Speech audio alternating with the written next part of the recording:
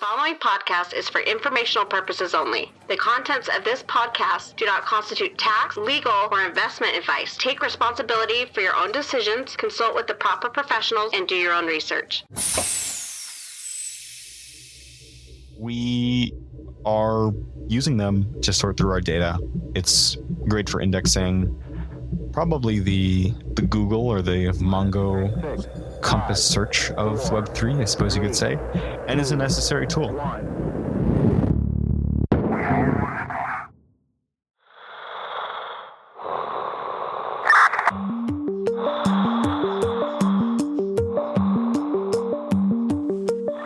GRTiQ podcast. We're like astronauts, floating in the space of time.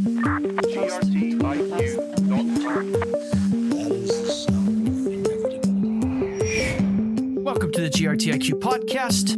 Today I'm speaking with José Betancourt, founder and CEO of Virtual Labs, a cutting-edge platform focused on decentralizing data and improving user experiences in Web3. José made the bold decision to drop out of Yale to pursue his entrepreneurial journey full-time, driven by his passion for creating real-world applications in the blockchain space. During our conversation, José opens up about his path from Yale to becoming a founder, including the pivotal moments and decisions that shaped Virtual Labs. We discuss how he and his team continuously refine their ideas, leading to the development of several innovative products like VDEX, the first omnichain perpDEX with no slippage and sustainable Bitcoin yield, combining the best of decentralized and centralized exchanges with sub-millisecond finality, full self-custody, and full chain abstraction. José also shares his insights on the challenges of user experiences in Web3, his vision for the future of the industry, his perspective and use of the graph, and why he believes real-world applications will drive the next wave of adoption. We started our discussion by exploring José's decision to leave Yale and to begin his entrepreneurial journey. Well, thank you for having me, Nick. I'm really happy to be here. For that question, there was no event. I would say possibly just, the summer. So this was in the sophomore fall of my second year at Yale. And I was working on this with some friends, and we spent most of the fall working on it. For better or worse, I won't say thankfully, but there was a lot of COVID restrictions at that time. And so that sort of allowed us to channel our energy elsewhere when there wasn't much of a social scene on campus. And then the summer happened and kept working on it. And then I decided just not to come back. I was having too much fun. It's amazing that you passed up on a full education at Yale. I think about all the other entrepreneurs that exist in the world that did similar things. And so in a lot of ways, this is the quintessential entrepreneur story. Was there an aha moment at Yale when you were studying? And like you said, you were mentioning you were working on this with some friends. It was during COVID, so you had a lot more time in your dorm and probably to yourself to think about these things. But what was the aha moment where you said, there's something here, I'm going to launch this new program or this new entity called Virtual Labs? I still think there wasn't so much of a moment. We had this idea, basically one idea after another, to the point of making a paper and then making another paper. And it always felt like it was getting better. The trend line was so strong. I actually developed a principle after this. It's basically the principle of comparison. So say you have an idea and you really like this idea, but compare it to, for example, your friend who has a junior software role at Meta, or your friend's startup who's just raised $2 million. And I imagine placing myself in this comparison point. And it really grounds you, because you have to say, wow, would I really like my idea of verifiable randomness, which is what our idea was at the time. It sounds silly now, but we thought that was the best idea. Using this principle of comparison, we kept iterating on our idea and kept liking it more than the last one. This occurred over 9 months. We started with random numbers, and then it was decentralized data, and then it was decentralized price feeds for eliminating oracles in Web3. And it kept getting better and better, that I thought at some point the idea we have is truly good enough to, pass up a hypothetical role at Meta or another startup that has raised 2 million. I want this and I think it's better. And just seeing how things were going I couldn't stop. This idea of developing an idea, and I think more formally, these are sometimes referred to as pivots early on in a startup's history, but I don't know if these were dramatic enough as you talk about the principle of comparison there to qualify maybe as a pivot or maybe just an iteration. But is that hard as an entrepreneur to sort of not know exactly where you're heading, have a thesis and just keep developing it? Because I imagine that original vision is what fuels you early on, but it sounds like it kind of changes or morphs over time. I would say that it's yourself that motivates you, or your internal vision. Maybe it's a bit more vague. For us, it was sort of decentralizing data. It was this idea of, well, we have users generate their own random data that can be used to generate backend encryptions, generate verifiably random numbers in poker games and lotteries as well. And random number generation is not a very big business, but it was on that initial primitive that we developed the idea for users to be able to exchange and decentralize data. So you could not only generate random numbers in a verifiable fashion, but verify the price of an asset. And for those that are familiar with crypto, you would know Chainlink, Redstone, all of these different oracles that are used to give the price, and they get hacked quite often. And the amount of these hacks is in excess of $2 to $3 billion over the course of the last few years. And so that was something that's, hey, if we can fix that, then that's big enough. And so I would definitely classify these as pivots, especially in the beginning. They were complete changes or ideas an order of magnitude larger. And so I would definitely say that was a pivot, but it's both in the same vein of decentralizing data and in myself and doing something in Web3 and really in these early ideas and teams for first-time founders especially. It's the founder, the team, and the initial scope of the idea that makes it investable. It's expected that the product itself would change a lot. Well, Virtual Labs has been successful in receiving a lot of attention, but also some funding at an early stage. And I'm sure you and the team are super excited about this. And it shows a lot of promise for impact. But I want to know about that experience. I mean, as someone that's working on this in college, working out of your dorm, having the opportunity to kind of develop an idea and then get in front of some potential VC money there. What is it that you think sort of tipped the scale in the favor of Virtual Lab in those days where you were seeking funding? I mean, take us inside there. What was that experience and what tipped the scale in your favor if you had to guess? We got really lucky, that's for sure. Well, I guess it starts with Binance. So soon after, just a month after I dropped out, I got invited to the Binance Season 5 incubator. And that was super exciting. Basically a validation for my parents, at least, that helped me convince them that it was the right decision to make. And I actually invited some friends on this trip because Binance was paying for the trip to go out to Paris and be in the incubator.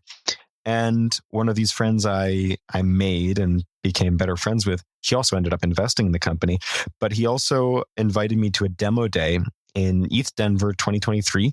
I would say maybe my biggest strength as a founder is pitching. I'm a pretty good pitcher. And I gave a good presentation and had a few VCs talk to me, and the investor Inception Capital that eventually led our round was not even there, but one of their friends was, and they got the pitch deck from them, and they were the best lead ingredient we got, and we ended up having them as our investor. When you think about doing a pitch, and clearly, as you said, you've been successful at it, there's some sort of table stake items that you feel like should be in every pitch. And I'm mainly asking this for any listener that's entrepreneurial themselves, and maybe they don't have this knack or they don't really understand what goes into a pitch. But if you don't mind, can you share a little bit about bare minimum, everybody should have X, Y, or Z in a pitch? How do you think through that? There's no list for what you should have. I think there's definitely a list for what you shouldn't have.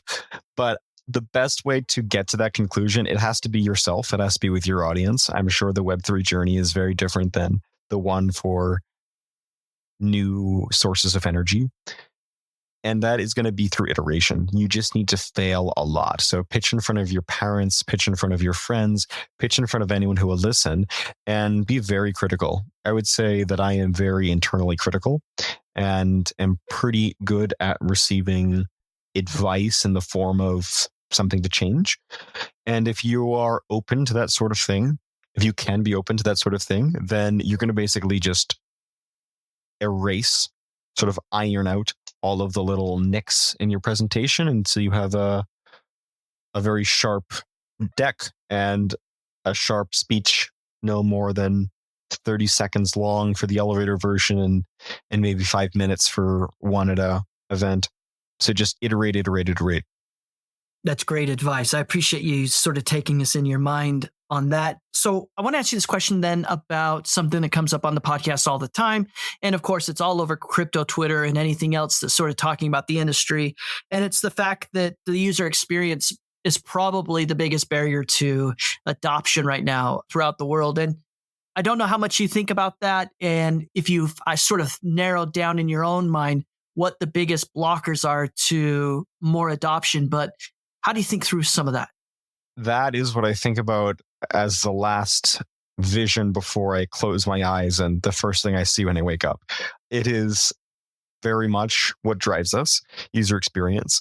I should say, actually, an introduction to virtual labs, because that decentralizing data mindset we had back in 2022, I suppose it was, is still with us, but in a very different fashion. And so it's been a lot of iteration, as I'd say.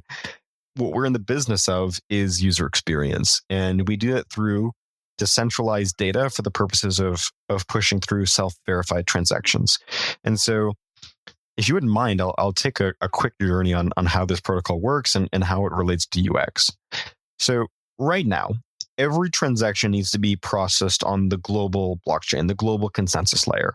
So if I want to buy a few Ethereum, as I did earlier on today's dip, you need to go to a AMM exchange.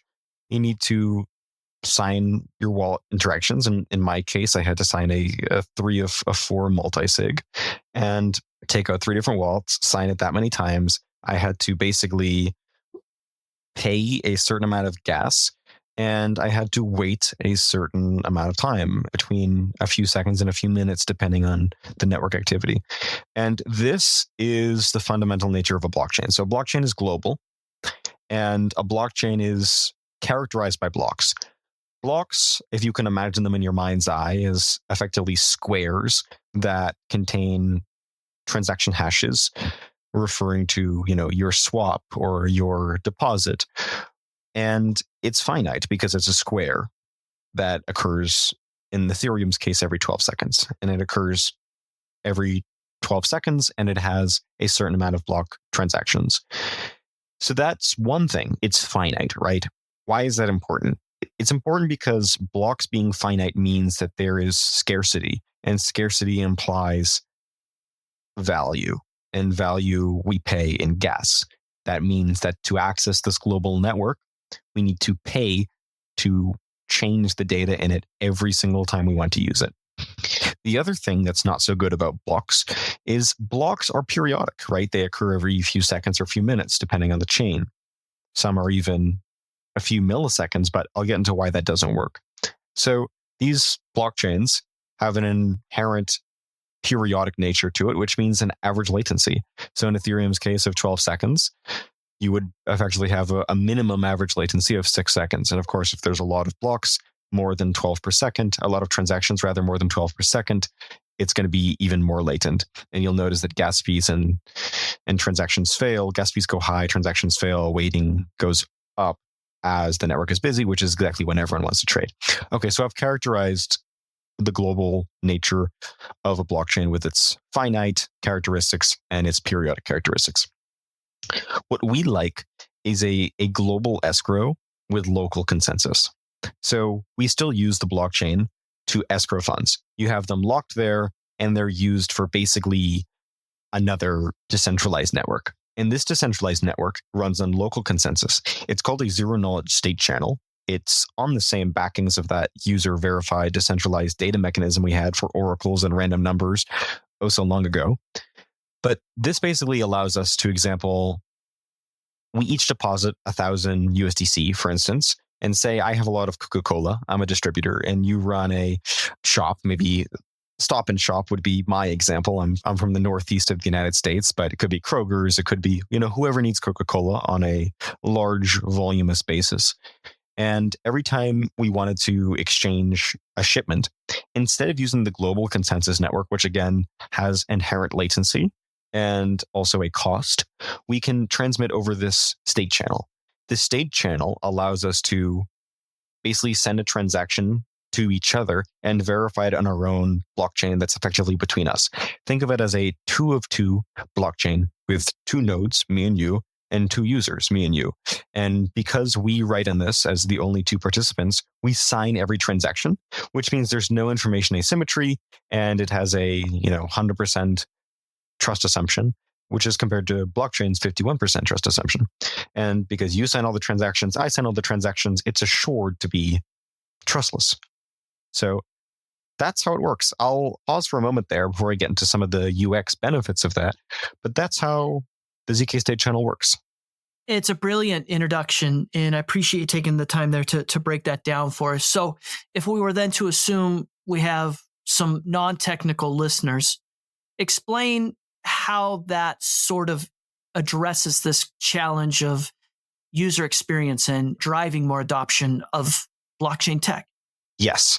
So those 2 things I mentioned, the periodic nature and the finite nature of blockchains, I believe are the 2 root evils, or at least the 2 root inefficiencies of blockchain, and are responsible for why we have not onboarded even the first million users. There's a rallying cry of onboard the first billion. I don't even think we're at the first million yet. I think this industry is very nascent and there's a lot of progress to be made. And so how does those solve them? How does, for instance, having a ZK state channel or something that can eliminate that latency and that gas cost? Well, because once you have no gas fee, you actually align incentives very well with the user. Because imagine you're a user who wants to make a bet. Say this is, a sports book or a typical crypto exchange, whatever it is. People trade on Binance and Coinbase and Fanfare and all of those betting applications on centralized platforms. Why? Because it's easier to use. You're not getting paid, or you actually are getting paid every time you want to use them. Whereas in the crypto version, you actually need to pay, whether it's a few cents or a few dollars, that gas cost, that wallet MetaMask pop-up, then you have to pay gas, you have to click, scroll down, you have to read this data. MetaMask will show you your transaction hash is 0x56AB. That's so confusing. It can also mostly only be done on your desktop because mobile user experience is very bad. You can't safely store seed phrases and access browsers at the same time on your mobile device. And so it's just a very bad user experience. First, you have to incur this friction with your wallet, and then you have to pay in order to make a transaction. Well, we need to make it so that we're encouraging and the incentives are aligned with further transactions. If the user incurs the slightest bit of friction, that's going to scare away most people. We need to understand how much attention, for example, in the Shopify menu, goes into making it so easy to click the next button, to hit, confirm selection, or very famously, Best Buy created the sign in as guest. You don't need to have an account. It's all about making it easier in order to allow the user to make that purchase. Because if there is the slightest friction, more and more people will not use it. And we're currently at the stage where there is so much friction. Even today, I wrote an article about chain abstraction and bridging frictions. And that's another huge problem that we hope to address. And so that's the gas portion. Of course, there's latency as well. If you were to make, say, high frequency trading, that can only occur on Binance or Coinbase, or of course, other centralized exchanges. And that is around 40% of the trading in centralized exchanges like the New York Stock Exchange. So we're basically losing out on 40% of the volume right there. So we need to make it faster, sub-millisecond. We need to make it easier, 0 friction. And there needs to be no reverse incentive, such as gas fees that are discouraging users on a transaction basis. Amazing. Thank you, Jose. So I want to go back then to your personal story and your journey to where you are today. I want to talk about that decision you made initially to attend Yale, and you were studying economics. Talk to us about what your vision was for your career at that time and how economics has sort of shaped the way you think about the work you're doing now. Oh, wow. My journey was to be a probably a banker or a hedge fund trader. So my line of work now is actually not too far removed from what it would have been, just in the decentralized fashion. I'm able to bring a lot of my old background here. So I was Forex trader, then a crypto trader, as well as an options trader somewhere in between. And I had varying levels of success with Forex more so. And I wanted to be a trader, so I came to Yale on a coin flip, actually. Made it there, got into all the finance clubs and the internship with the bank, and that was my journey. And then I actually, in my finance group, pitched the idea of crypto as one of the things we would trade. And they have something like $1 million under management, and they were more concerned with their macroeconomic and small cap and healthcare related investment choices. And so I made my own trading group called the Yale Blockchain Investment Trust and had some friends in there. I got to rub shoulders with crypto people more, and I started getting interested in the non-trading fundamentals and took off from there. And that was in 2021. So I would say that's the start of my building journey in crypto, although of course I was trading well before. At your time at Yale, were you the only one sort of championing blockchain and learning more about crypto, or did you come across it in some of your classes? Were there some adventurous professors that were willing to talk about these things? No adventurous professors at Yale. They're all teaching the basics, the fundamentals, what's proven. I think we now have maybe one or two courses. Actually, Ben Fish, the founder of Espresso, which is a cross-chain sequencer, I believe, was the first to do any sort of blockchain course. Of course, now he's doing a startup, and that's where most people who actually want to build at Yale go, because there's not so much innovation happening, at least in tech. In terms of how I got into it, I was definitely not the only champion, although not as many as I would hope. There were, I would say, 5 of us that were sort of really active in the scene. Now there's a bit more, which is nice. There's actually been a few startups come out, Virtual Labs included, but also Curio Protocol. I believe Blast has a Yale founder as well. There are a few of us, and I hope there to be more. We'll have to wait for the cycle to see how the chips fall. The GRTiQ podcast is made possible by a generous grant from the Graph Foundation. The Graph Grants program provides support for protocol infrastructure, tooling, dApps, subgraphs, and community building efforts. Learn more at thegraph.foundation. That's thegraph.foundation.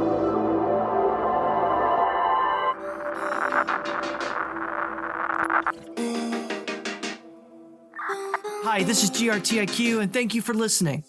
Listeners who enjoy this content can help support the GRTiQ podcast by leaving a review or a 5-star rating wherever they download podcasts, by sharing episodes on social media, or by simply telling a friend or colleague about something they heard or learned from one of our guests. It's support from listeners like you that make it possible for us to keep shining a light on the people and stories behind Web3 and the graph.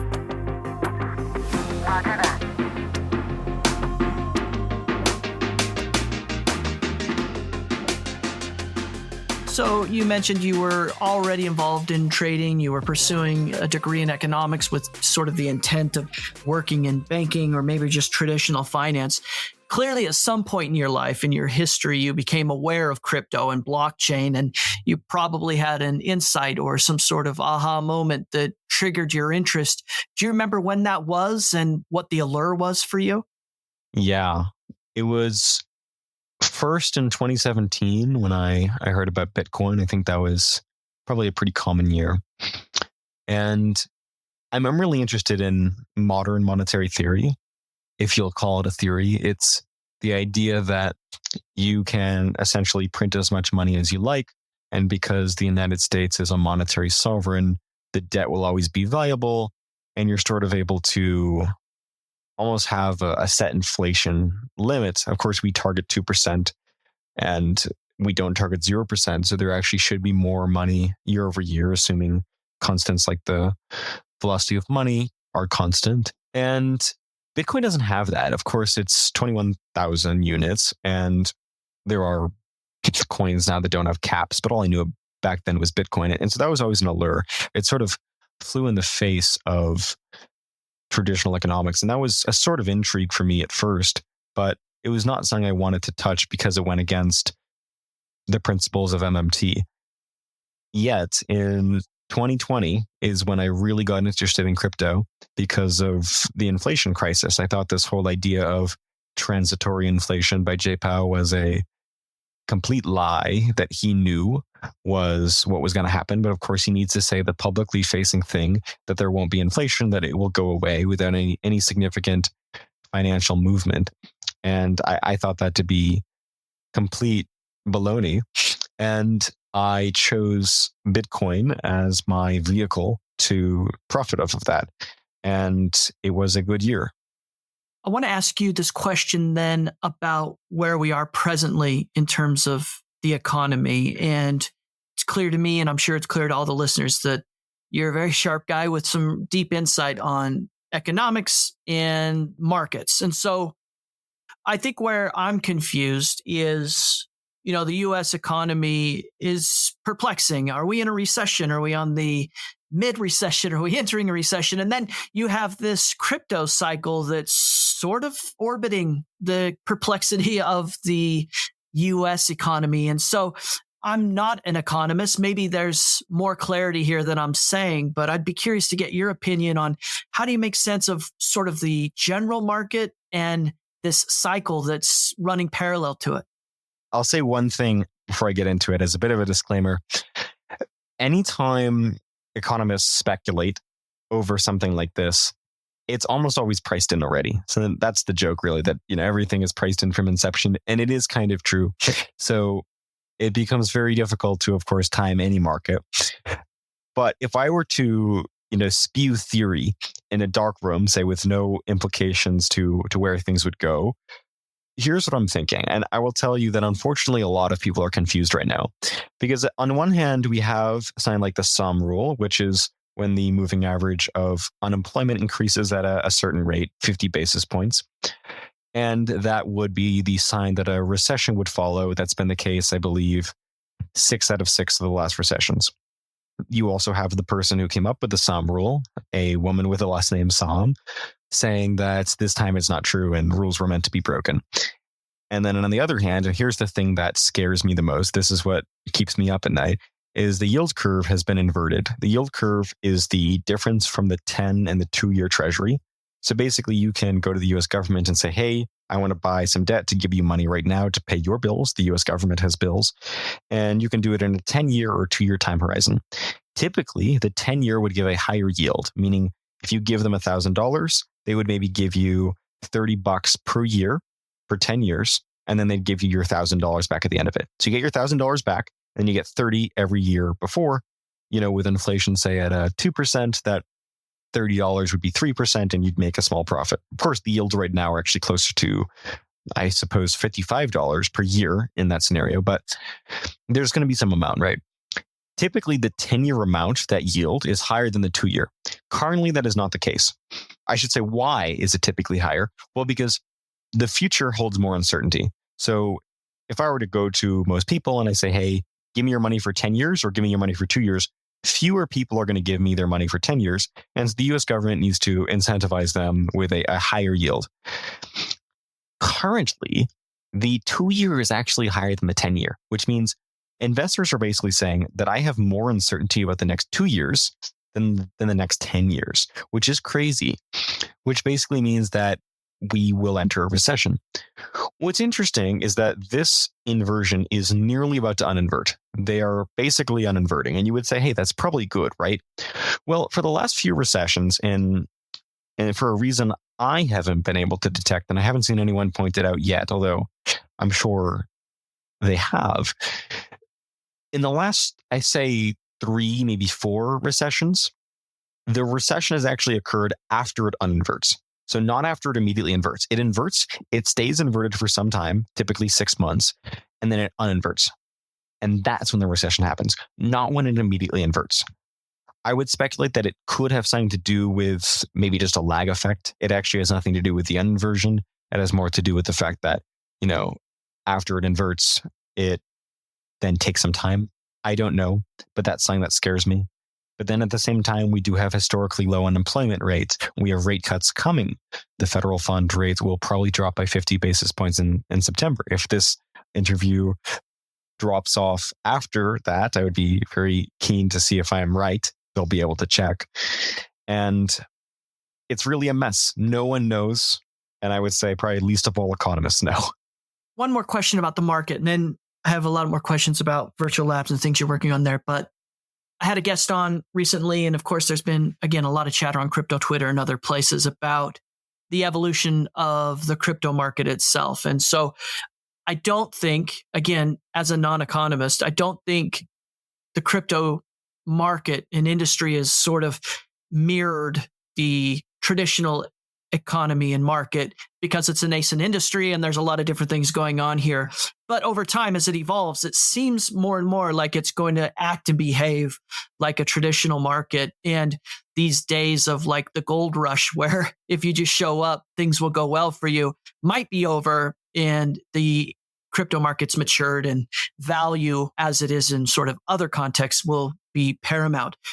That's my diatribe. What's yours? I mean, how do you see the crypto market evolving?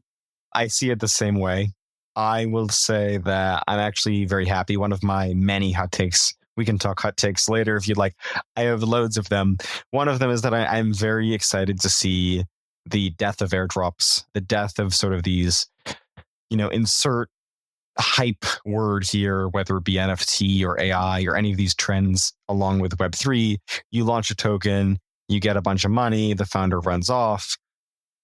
That happens so often. It happens even with VC-backed companies. I know companies that have raised more than $20, $30 million that are complete scams, or they're just never going to accomplish anything, which I think is a scam. There's a lot of froth. The joke in the industry is we call it a low interest rates phenomenon, which basically means that it only occurs when money is cheap, right? And now money is not cheap, and we're seeing a lot of those die, and we're seeing real use cases now, because if you look on any sort of survey, crypto is about one of the least enjoyable or looked favorably upon industries or even hobbies. I saw some poll on Twitter that I think crypto ranks worse than taxonomy for women as a taste they have in men. They'd rather be with someone that isn't a taxonomy, which is crazy, than crypto. That's really bad. And it's warranted. I agree with it, because if you don't know this industry, we are known for FTX. We're known for Celsius. We're known for Terra Luna. We're known for being absolutely violated by the SEC right now, which is something we can talk about. It's all warranted. It's all negative coverage, and will be popular again when Bitcoin hits a new all-time high, of course, but there are no use cases right now. And there could be, is the worst part. It's not like there isn't a use case. It's that we haven't built them, and we haven't built them easy enough to access. Because if you build a really good application and it's hard to use because you need a wallet and you need to write down a seed phrase and you need to get a gas token and you need to wait 12 seconds per transaction, no one's going to use it. Let's return to virtual labs. And then if there's time, I will love to get some hot takes on a couple of things you brought up there. But okay. Where did the name Virtual Labs come from? Let's start there. Do you remember that moment and how you sort of landed on that? I do. So we were called Entropy for the longest time, and we wanted to be known as something that was a bit easier to pronounce. It was misspelled often. Entropy, I really love the name. It came from entropy on chain. Entropy, of course, referring to randomness, which was our first idea. And so we ran with that. Because randomness was no longer our idea, it wasn't our core product, it didn't make a lot of sense to focus on that. And we changed the name to be more focused on what we are now, which is the idea of making something virtual, which is making something easy to use. So we have, for example, one product called the Virtual Rollup. That's a Turing complete application layer built on top of the ZK State channel. We have something called the Virtual Bridge, which is so easy that it isn't even a bridge, right? The idea is like, it's an application, it's infrastructure that's not even there. And you want to make it easy. So that's where we came from. Labs is a common sort of surname in blockchain. So we were Virtual Labs. There was, I guess the handle was open, the domain was open, and we just went for it. And tell us about the team. So as I was looking through some of the materials, I mean, the pedigree and the people that are working on Virtual Labs, pretty impressive. What can you tell us about the team? Yes. So we have really put a intelligent and ambitious group of people together to get this done. I'd say that I have no greater asset or joy than my team. We can accomplish anything. You mentioned pedigree. We represent 4 Ivy League schools. We represent people from even IIT now. I'm not even sure that's public yet. The hardest university to get in the world. I will say I am not an easy person to work for. I'm very demanding and striving for perfection. And we have worked weekends, we have worked nights, and we've done so for the last several months and really several years. And that, I think, is to me is more important than anything else. I like to have people that autonomously work together, self-motivated. Nothing but the best to say. And you mentioned some of the products that you've been working on there. You mentioned Virtual Bridge. I also know about VDEX. I don't know if there's a way you pronounce that other than sounding out the letters like I just did, but talk to us about some of the products and the things that the team's working on. Yes. So we are primarily focused on cryptography. Cryptography being that ZK state channel with the local consensus, the ability to make those transactions occur in under a millisecond and for no gas fees at all. That's what we do. It's what we would love to do for research and for all time. We have built an application on top to really demonstrate the value of the infrastructure. One of the bad things about ZK state channels, at least our current version of them, is that they are very hard to use. And so we've, for example, talked with researchers or we've talked with consumers such as other applications that want to be powered by this technology, because which, for example, gaming company would not want their transactions to be, in the order of 200 times faster than they currently are and for less fees. And it's also more trustless. Well, everyone would want that. And so we had 24 gaming applications that wanted to use the virtual rollup, and we delivered a lot of them, and they're available on our website. Anything from Connect 4 to poker to blackjack to chess to binary betting applications.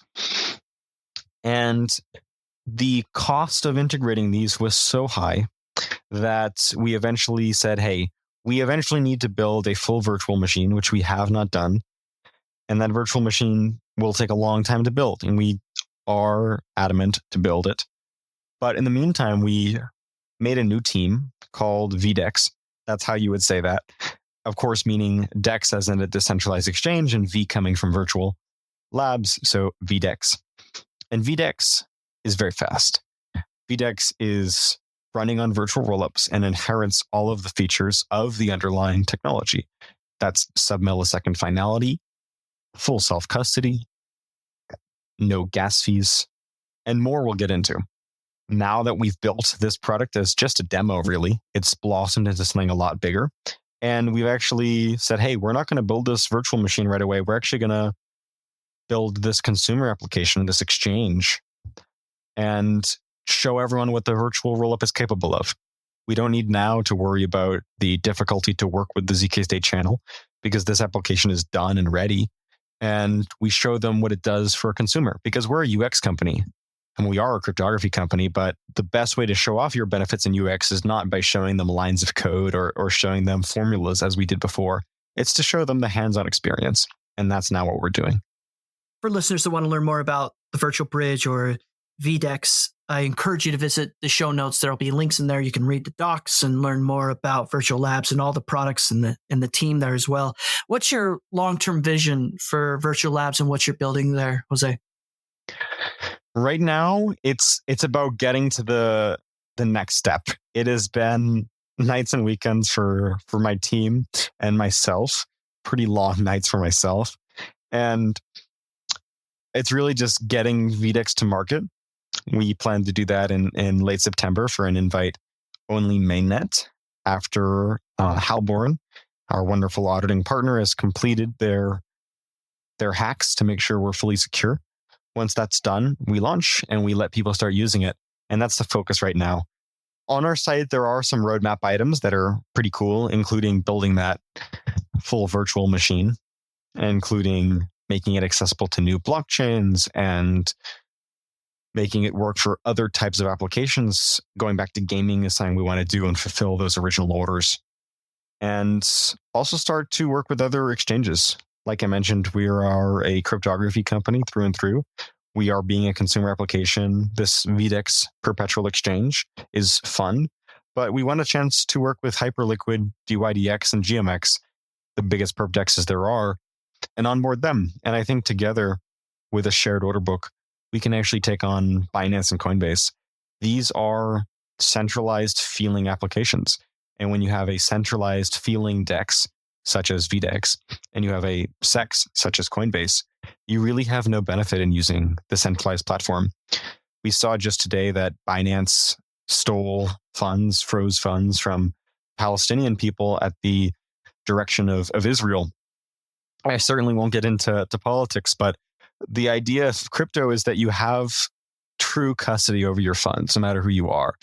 And with the recent arrest of Durov, the founder of Telegram, also now holds most of his money in Bitcoin, and it's good for him because that could be another case where funds could be stolen from him.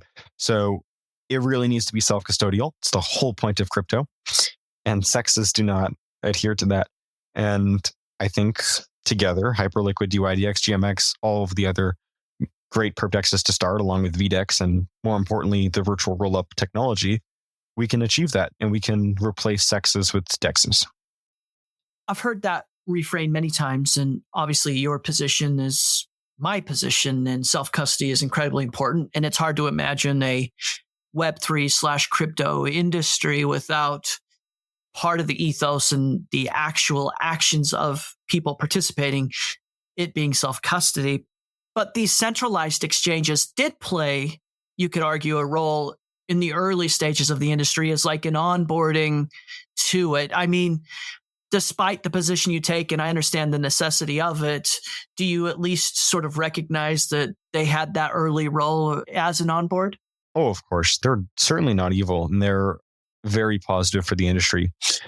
Coinbase is the biggest American lobbyer. Without it, Gensler would be having a far hotter fury than he does at us now. So we really have Brian Armstrong to thank for that.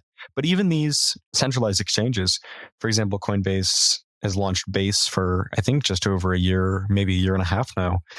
Why did they build Base? Eventually, I imagine Coinbase transactions will settle on Base. They, too, plan to be decentralized. It's where everything is trending. And maybe instead of competing with them directly or taking them out, we fasten and hasten that timeline for them. I want to ask you this question because of sort of where Virtual Labs sits in the industry and the vision that you've shared, where you come in on the debate between, L1s and L2s and some of these maxis we see in the industry. You've got Ethereum maxis right now. Solana's hot. Everybody's excited about Solana. Of course, Bitcoin's been around forever and you have plenty of Bitcoin maxis. But given where you sit and sort of your view of how the industry needs to mature to greater adoption, how do you come in on these types of arguments? Absolutely. So I hold BTC and ETH for disclosure. I think that the future is Ethereum and Bitcoin. L2s, let's take a moment to talk about what they are. An L2 is basically a multi-sig. Imagine you have, say, 10 different signatures, and you have to get 7 of those 10 people to agree to make a transaction. That would be like your typical safe wallet, right? Well, what if you actually had transactions settle on Ethereum and you made those final transaction batches? So basically say, out of those 10 people, you had 100 people submit orders to them. And those 10 people then submit the order, and you have 7 of 10 people agree that it was processed in a valid way. And then it submits it to Ethereum. And then you have the settlement of Ethereum and sort of that as a periodic finalization. And then in the meantime, you do have some way that your transaction can go amiss, but you're sort of grounded to Ethereum. That's what an L2 actually is in most cases. They claim to have their own sequencers and their own blocks, and all of that is technically true, but it's all secured by a multi-sig on Ethereum. So that's what L2s are, and that's what rollups are, right? I don't like that. I mean, that is not where security is highest, and that's not where liquidity is highest. And those are probably the two most important things in crypto, liquidity and security. And so one of the things we want to do that we think is a battle for user experience is combining and unifying liquidity, one, and two, not introducing any more trust assumptions than we already have. So whatever you have on Ethereum, if you trust Ethereum, which I think you can't not trust Ethereum. There's, I think, now more than 1 million individual validators. Then you're going to be secure and you're going to be liquid because everything is combined. So I'm not a huge fan of L2s. I think they, again, also play an important role, just as centralized exchanges do. I don't think they're going to go away. Certainly not. Base, Polygon now holds some of the biggest applications. In terms of Solana, I like Solana, but blockchains do three things, right? They process transactions, they hold funds, and they reach consensus. Let's say those are the three main things a blockchain does. So, okay, processing transactions. What else can process transactions? Oh, a computer. A computer can process transactions. What can hold a balance? Oh, well, a computer is pretty good at that. Any Excel spreadsheet can hold a ledger. Okay, and then, reach consensus. A computer can't do that. You can't reach decentralized consensus with a computer. That's what a blockchain's for. Solana is good at the first two. It's good at processing transactions, and it's good at storing a balance. It's not so good at that third part, which is the only thing that distinguishes blockchains from computers. So I think that Solana absolutely has a place. I think proof of history is an absolutely great innovation. And I think that Solana will exist in a multi-chain future. Huge respect for a lot of the people there. But at the current state of the technology, Solana is centralized. Right now, the people have decided that they like centralized as long as it has a good UX, which Solana does. I personally do most of my trading on Solana. So a large innovation, I suppose, for VDEX is that it will basically have the same experience, an even better experience, in fact, than Solana, but on EVM chains. How do you place the emergence of something like crypto and Web3?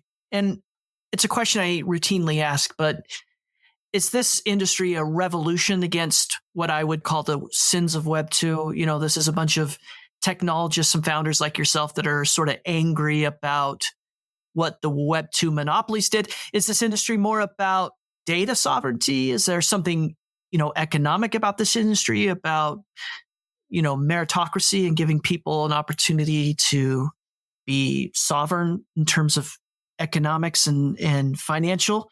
How do you place it? I think every one of those things is true. I think, sadly, the majority of the reason why we've been here has been because people like to scam other people, and is effectively an internet casino. And not many people like to say that because it's not good for their bags, but it's a truth we need to reconcile before we move on to generating real value. And I did not put my life in a different direction and effectively all in on blockchain to operate a casino or to be part of a culture that is like that. I think there's nothing wrong with that.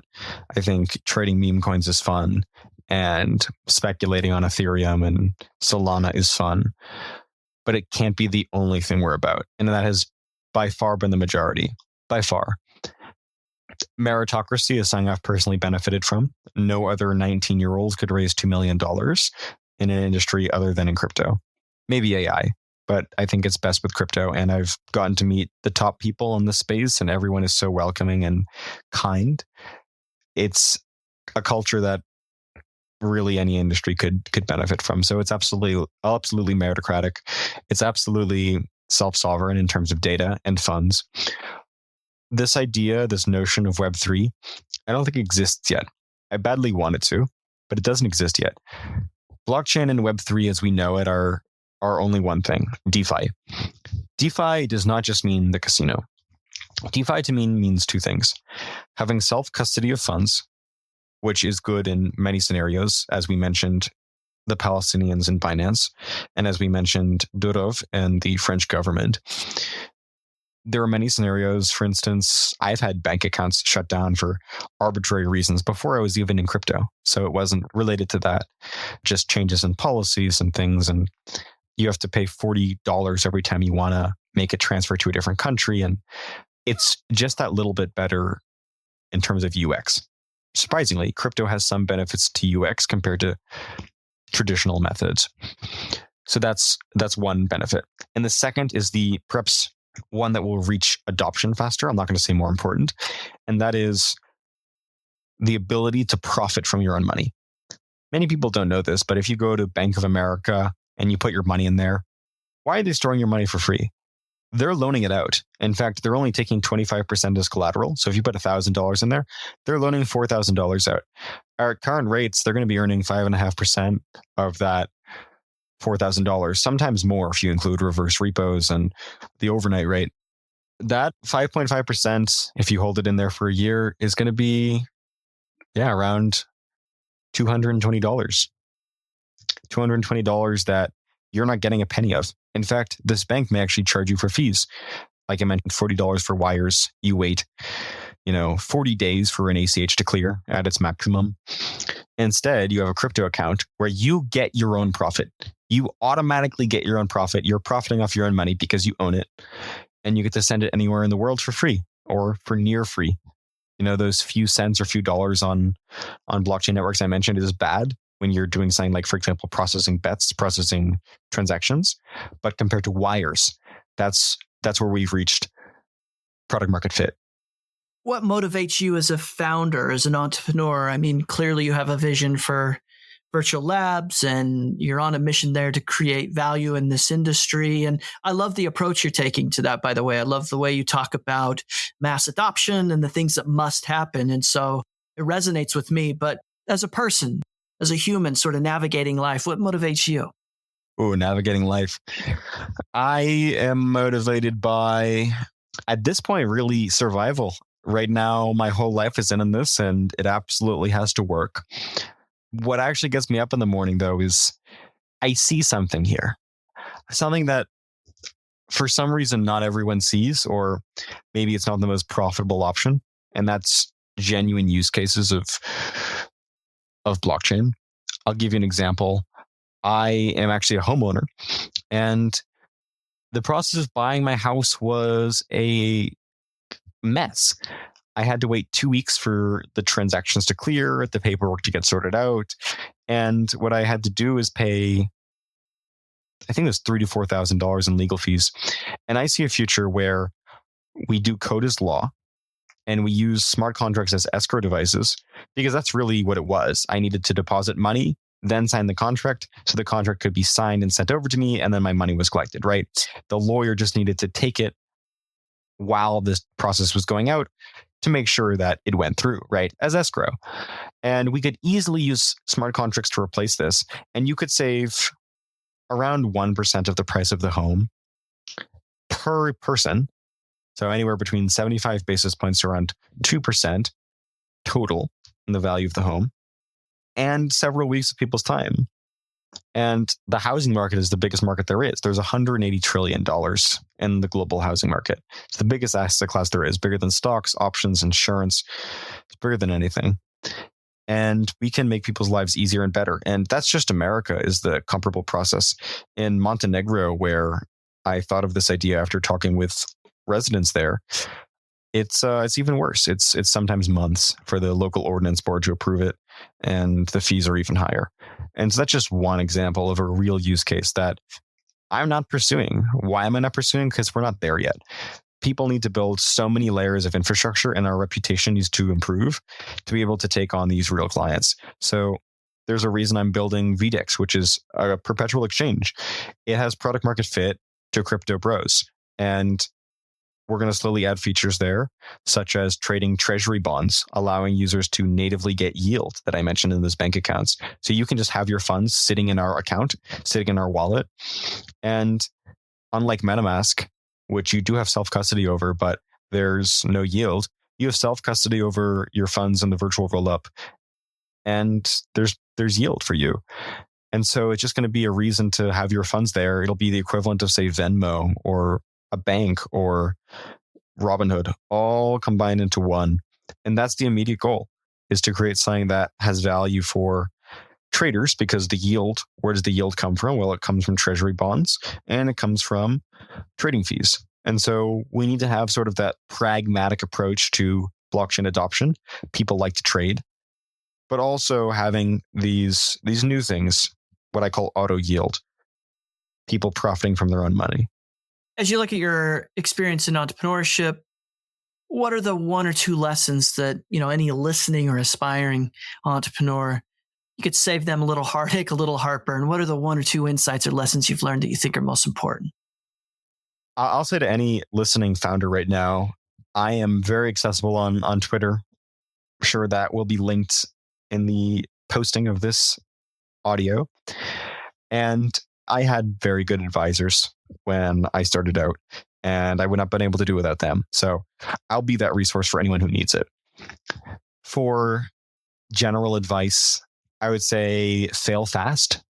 Fail incredibly fast. It's sort of, with the pitch deck, iterate, just learn all the bad stuff and fail fast. Use that comparative principle to say, hey, is this idea really good? Compare it to your friend who has a $200,000 a year job at Meta.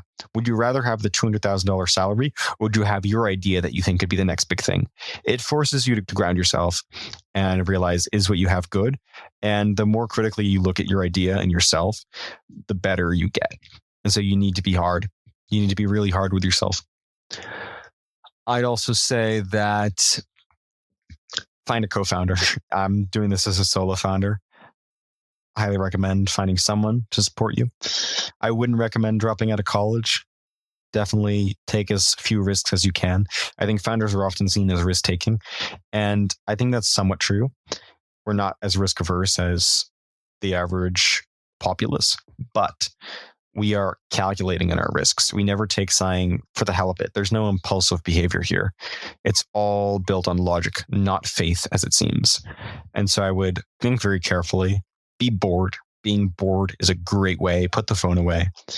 Delete your favorite applications. Be bored more often. Ideas will come to you, both in startup ideas, but also solutions to your current problems. And you're going to face a lot of problems. Are you afraid of failure?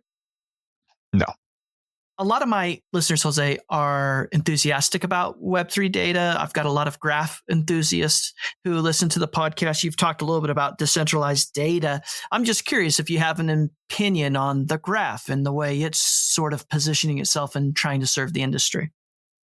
Yes. I will say that I am actually not a technical person. I can kid people into thinking that I am, based on the explanations of my own technology, but I'm not a developer. And so I've never had the opportunity to use the graph, but we are using them to sort through our data. It's great for indexing, probably the Google or the Mongo compass search of Web3, I suppose you could say, and is a necessary tool in order to, I think, make any company right now, with the exception of exchanges are profitable, but these wonderful technologies such as oracles or like the graph, they need real clients with real customers, with real users to be profitable. And I think we're not there yet. And the more companies like that there are, the more that the economies of scale will start to make sense. Jose, a question I've been asking frequently here on the podcast recently is this question about this notion that in this industry, the token is the product. And I don't think necessarily that people that hold that position totally discount the value of products and services, but they are either equally weighting or shifting more weight to this notion that token is the product. I'd love to get, given your background on trading and of course economics, I'd love to get your take on where you would come in on that debate. I would firmly say that the token can be the product. The circumstances are very unique. So here's where a token can be useful. Imagine you have, say, Uber, Uber is a Web2 company. They went through traditional private financing. They went to all sorts of different local governments. They got more riders. They got more drivers. And then they profit finally after 10 years. Uber turned their first profit. Here's an example of where a token could be beneficial and benefit the three distinct groups within Uber. Those would be the investors and founders, so the shareholders. It would be the consumers, that can actually be the driver or the rider. And it can also be let's call it the core Uber identity. Like what actually is Uber? It's right now a company. It could also be a DAO. So here's why a decentralized model with a token could benefit those three groups. Again, it would be Uber, the shareholders, and the consumers. So it benefits the shareholders, I think, very easily. That's the easiest one to imagine. If you had Uber as a decentralized, so imagine Uber DAO launching in 2024. Uber doesn't exist yet, and they're launching in 2024, and they're replacing taxis, and that's their goal. So it's useful for the investors because they get a 2-year time horizon to receive a return on their funds. This is 5 times faster than the 10 years that is typically expected in an IPO. And if you have a 5 times faster turnaround on your capital, that makes you have an 80% more efficient model. You have 5 times more money to invest because you can expect to turn it over and fund a new brilliant idea, 5 times within 10 years, whereas you could previously only do it once. And of course, they profit more. And I think that has been abused in crypto with false promises. But let's stick to the theoretics now that this would be good for a decentralized Uber. The second is that it's good for the consumers. So imagine Uber, this decentralized Web3 Uber, is powered by UberCoin. So UberCoin, of course, is needed to give the shareholders their liquidity, but it's also the token that is used to make transactions. And that means that it can actually rise to the top faster. So decentralized models are meritocratic, as we discussed a little bit. And that means that, say, Frankfurt was a city in Germany very against Uber because they have a strong taxi union. I think New York as well. I think a lot of cities were and still are. If you had a public token from basically year 1 or year 2, these firms could basically incentive align much easier. And all of a sudden you have government officials, the taxi unions that are all bought into the idea of Uber because it's decentralized, and they are sort of not going to be as adverse to Uber winning because they're delta neutral almost. It's also good for the early adopters because they can profit. And so say you have Alice in Idaho is going to, petition her local government to get these, Uber legalized or to become a driver maybe. It's almost like you see, buy 10, have a $10 payment and you give a $10 gift card to your friend. Those referral programs. It's a lot easier to do it when you print the token. And that's what we see with airdrops. And there's a smart way to do airdrops, which is for real value such as that, as compared to just, dropping it on everyone. And the third group that can be benefited, I've already kind of touched on that, is the Uber entity itself. And that, of course, would be benefited by, one, you have taxi unions, and for example, competition will go away quicker. You sort of rise to the top quicker. And the other reason it's decentralized and better for the Uber application is because there are less fees. Because right now, Uber needs to make a profit, right? But in the scenario where you have Uber as decentralized, we typically see a lot lower fees, right? Like Uniswap takes 30 basis points compared to, Robinhood, Citadel's alliance of payment for order flow, taking a lot more than that. And when you have no entity that needs to make profit for their investors on Wall Street, then you basically have lower fees. Drivers receive more, a higher percentage of what they drive for, and people pay less. And so that's how a token could be useful for all three of those entities, and therefore better for all of them. And the token isn't really a product there, but the token it's an integral part of the protocol, and that's what's missing. So there needs to be something else to make it justified, but it can work. And my last question before I ask you the GRTiQ 10, Jose, is this question about optimism. So what makes you optimistic about the future of Web3? Clearly, you have a great sense of some of the challenges presently and even those that lie right in front of us. But what about your long-term optimism? Where does that come from? I first thought you meant the token optimism, the ecosystem optimism. With regards to the abstract concept of the glass half full, I will say I am very optimistic. I really am. Both about our future, not only for myself, but for the future of Web3. I hope I don't have too much hubris to say that I think virtual rollups will have an outsized impact on our industry and will, I believe, make this industry something to be more optimistic about. Maybe that's big to say. We'll see how history judges that. In regards to my optimism outside of that, I would say the dying of airdrops, sort of the influx of real builders and the focus more towards pragmatic applications. I think Polymarket is awesome. I think Polymarket is being referenced. My mom knows what Polymarket is. She sees it on the news. You know, all these news networks from CNBC to Fox are saying that, you know, Harris is leading in the polls because of Polymarket. And that's awesome. We've never had anything like that. There's been So Rare. There's been, of course, the centralized versions like Coinbase and Binance. There's been a few that have achieved some success, but Polymarket has certainly been the biggest. And that is such a green light. It focuses on self-custody of your funds. And it focuses on being able to profit from your money. A different sort of profit than I mean with yield, but the ability to profit from bets. And it's a source for truth in an industry, or in a country, or an atmosphere right now where there's not a lot of truth. And it's product market fit. And I'm super optimistic about Polymarket, and I'm super optimistic about what's going to come after Polymarket.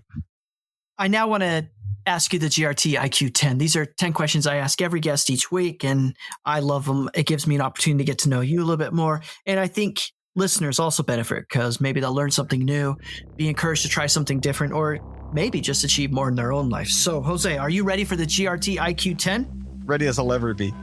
The GRTiQ 10. This is the way. 10 questions for astronauts floating in space. What book or article has had the most impact on your life? I would say, at least for Web3, the Cathie Wood Bitcoin fundamental valuation was very impactful to me. She sort of has a bad rap now in terms of her ARK Invest funds have not performed super well in the last 2 years. I'm still a believer in the value. I think it's been solely as a result of interest rates why growth stocks are not doing well. The Bitcoin fundamental white paper, fundamental valuation, it valued it on Bitcoin replacing international bank transfers, replacing gold as a store of value, and replacing protection against the seizure of assets, and gave a fundamental valuation to Bitcoin. And that was the first thing, is like, hey, here's a real person with real credentials saying that there's a real valuation here. When you hear people like Buffett saying that actually this is, rat poison. And it is rat poison if you think about it as a company. It's not a company, it's a currency. And currencies are valued as nation states, not as profit loss. And so that was really cool for me to see, and has been basically the basis for why I'm in this industry. Is there a movie or a TV show that you would recommend everybody should watch? I love Interstellar. It sounds like it's everyone's favorite movie, but I swear I loved it before it was cool. In terms of TV shows, it's been the most impactful TV show in my life. I really like Suits. I think Suits is probably good about teaching you negotiation and determination. And so I think there's just good lessons there. And it's obviously very fun to watch as well. If you could only listen to one music album for the rest of your life, which one would you choose? Ooh, maybe Lithium by Nirvana or Thriller by Michael Jackson. Is actually the most sold album. I think it went platinum 50 times. So maybe one of those two. What's the best advice someone's ever given to you? Don't listen to advice. What's one thing you've learned in your life that you don't think most other people have learned or know yet? Oh, so much there. I think most people go through life not knowing how to live it, myself very much included. And I think people think they have it figured out way earlier than they do. It's actually in effect much later. What's the best life hack you've discovered for yourself? Deleting apps. So I try to be very cognizant of my failings. One of them is like total like media addict, whether it's TV shows or specifically YouTube. Since I was a kid or a teenager, I watch good stuff. It's all very educational stuff. Actually helped me win the geography bowl in high school and compete nationally at Yale for geography because I watch a lot of history videos. But it's still not the most productive thing. And I've been able to rectify that by deleting the YouTube app.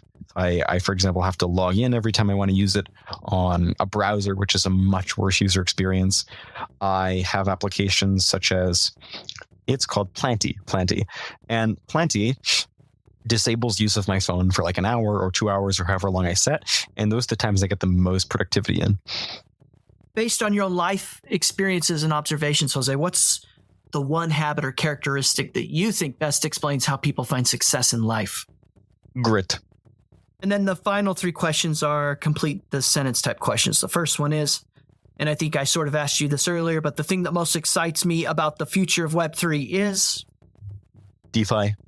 And how about this one? If you're on X, again, I always call it Twitter, then you should be following. I like Mike Dudas. He's a very unfiltered Web3 character. And then the final question, I'm happiest when? I have sunshine, warmth, and accomplishment. I like to say that's 3 parts to my happiness. The sun, the heat, I'm a very warm-blooded person. And then, of course, I like celebrating the milestones. The GRTiQ 10. And I show you how deep. Jose, thank you so much for joining the GRTiQ podcast. It was great to meet you and certainly impressed with not only the way you think about all the things happening in Web3 and your depth of analysis and thoughtfulness on things like the economy, but also the vision for Virtual Labs and the team there.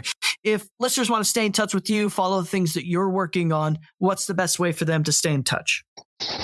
Yes, it would probably be my Twitter or X, which is José Betancourt. So it's Jose and then 3 words, Bet and Court, all in one line.